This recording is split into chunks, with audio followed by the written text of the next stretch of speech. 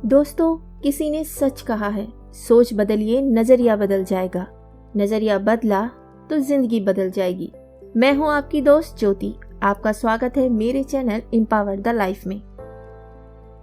भगवान बुद्ध अक्सर अपने प्रिय शिष्यों को उपदेश देते समय कोई ना कोई कथा अवश्य सुनाते ताकि उनके उपदेश सरलता से समझ सके। ऐसी ही एक कथा भगवान बुद्ध ने अपने शिष्यों को सुनाते हुए कहा। एक स्त्री थी, उसकी आंखें चली गई। पहले एक गई, फिर दूसरी। वे बहुत परेशान रहने लगी।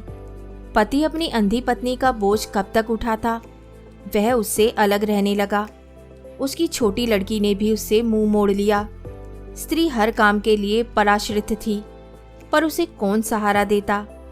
ऐसी हालत में उसकी एक पुरानी सहेली उसके पास आकर रहने लगी, लेकिन उसका व्यवहार बड़ा अजीब था। वह स्त्री जब पानी मांगे तो एक बार पिला देती, दूसरी बार मांगने पर कह देती, मैं तुम्हारी नौकर नहीं हूं, उठो, घड़े से लेकर अपने आप पी लो। वह कपड़े मांगती तो एक बार दे देती, दूसरी बार मांगने पर कह देती, अलमारी में रखे हैं, जाओ अपने आप ले आओ। कभी उसका मन घूमने का होता तो एक बार साथ चली जाती, दूसरी बार जाने की बात आती तो कह देती, मुझे काम है, तुम अकेली घूम आओ। अंधी स्त्री मन महसूस कर उठती और अपने काम करती। सच्चाई यह थी कि सहेली उसे कम प्यार नहीं करती थी और ना ही काम से बचना चाहती थी। वे बार बार दया दिखाकर उसको सदा के लिए अपाहिज नहीं बनाना चाहती थी। धीरे धीरे वह स्त्री सब काम अपने आप करने लगी। उसे किसी के सहारे की जरूरत ना रही। तब उसने समझा कि उसकी सहेली ने उसके ऊपर बहुत बड़ा उपकार किया है।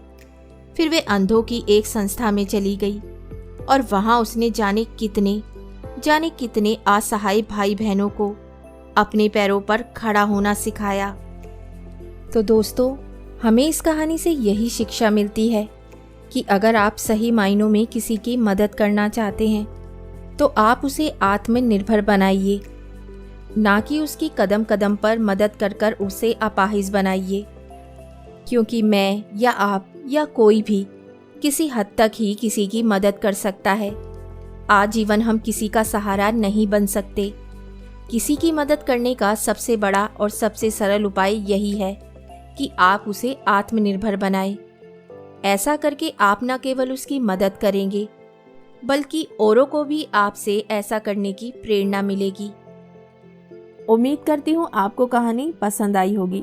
तो बहुत जल्द मिलती हूँ एक कहानी और नई सोच के साथ। तब तक हंसते रहिए, मुस्कुराते रहिए और अपना ख्याल रखिए।